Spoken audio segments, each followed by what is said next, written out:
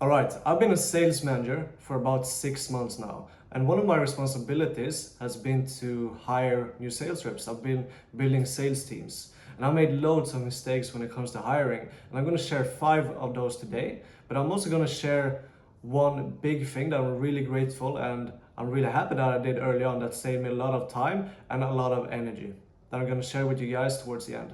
So I have hired, I have fired, I've seen a lot of sales reps come and go, underperforming and all of that. So this isn't just theory. This is actually things that has happened for me that I'm going to share with you guys, and hopefully you guys can learn something from it. So the number one mistake that I did early on was to not having an outcome when it comes to hiring, just hiring for the sake of hiring. That's the first thing that we did. Okay, I'm going to tell you a story. The first person that I hired, it was for a position that we didn't really know what we needed, because we were interviewing one setter and we were interviewing one closer. That doesn't make sense at all. Okay, eventually we did find a role for the person that we hired, but from the beginning that was the completely wrong way of doing it. So my lesson from there is that you have to have very clear expectations. You have to have a very clear role to fill, like what you expect from them, how much you need them to work, etc. Their experience, if this is somewhere you want to hire just for experience, or if you can see yourself training them and making them getting better at sales. And if you want a specific outcome, that is a very, very important thing. You cannot just hire to hiring. You have to also do it for a specific outcome. Let's say you want to, for that person to get 30% of your leads that will generate 100K cash collected each month. For example, that is hiring for an outcome. And if you think that way, then you can just fit whoever you're interviewing into that criteria. So that is number one, hiring for an outcome. Number two is, and these kind of go hand in hand, I would say, and that's a mistake that I did, was that I was hiring way too fast and also firing way too slow. It should be the other way around. Hire slow, fire fast. Okay, so what I mean by this is that you need to have like a long, you not necessarily need to have like a long hiring process, but it's more about making sure that they fit all your criteria, that they have the right values, that you want the right experience and so on. If they don't hire them. Okay, but also when you do hire, make sure that it's not all just talk, that they can actually stand behind everything that they've said and actually take action and give you the results, because at the end of the day, results is the most important thing. So if you don't follow your expectations in the early stages, then fire, just get rid of them. Okay, set really good expectations early on.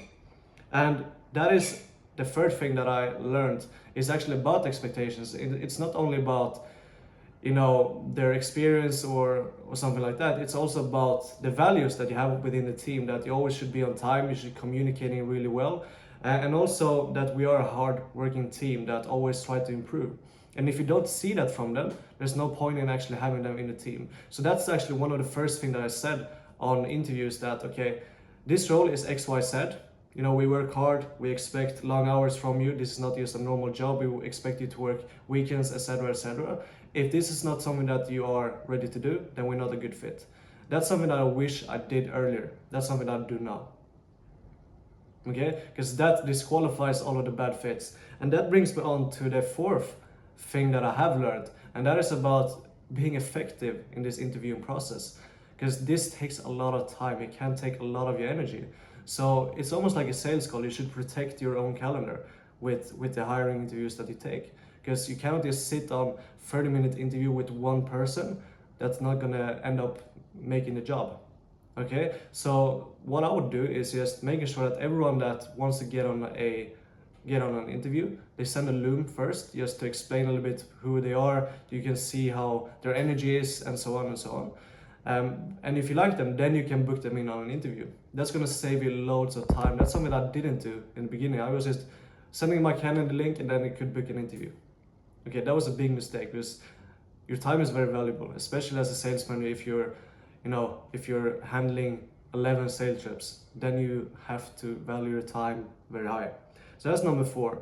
Number 5 is to always have a pipeline of new sales reps, because you never know when one of your best sales reps might leave. Okay, it can come from nowhere. And then it's very important that you do have a pipeline. For example, just communicating with a lot of potential sales reps, just having conversations. Okay, how's it going for you right now? Without any real intention of the conversation going anywhere. It's just about holding it warm. It's just like managing your pipeline. You're sending them value things. You can even send them like lessons or something like that, so they can improve. And then boom, when one of your sales rep resigns, then you can just get another one in. So that is something that's very, very important, that you do have a pipeline of potential sales reps. So those are my 5 mistakes and 5 lessons that I've learned over these past 6 months when I have hired and built sales teams. And the one thing that I'm super happy that I did early on, that was actually the first thing before I even hired, was that I built an completely outsourced onboarding process. So basically what I did with all of the SOPs, with all of the technical things within the company that comes with the onboarding, I just made looms of. Okay, super simple step-by-step process. You can almost see it's like a course that I just uploaded on Notion, so that I can just throw the sales rep into that Notion, and then they just follow this process. And that took away so much headache, all right, so much weight on my shoulders. So I didn't have to sit on call after call after call, just figure out technical stuff and all of that. Then they actually could do it all by themselves. They can send maybe 1 or 2 questions. I get it sorted in 2 minutes. And that's it. And then you're ready. Okay, then I can focus on the things that I'm actually good at. And that is coaching people in how to sell. All right? So that is a super important thing. And another reason why that is also very important is that's going to be the first, first thing that they see with you and the company. So if the first experience about the company is bad, if you have like a very messed up onboarding process, it takes a long time, it's a headache, then they're going to think that's how the rest of the experience is going to be working with you. But if you have a very professional onboarding process, then they're going to match that energy, then they're going to be a professional as well. So that is very important. That is something that I'm really happy that I did early on. Okay, so that's 5 of the mistakes that I made in my first 6 months as a hiring sales reps, and also one of the biggest thing that I'm happy for that I did. And if this helped you, then please subscribe and like, and also maybe comment the best lesson that you learned down below here. Thank you.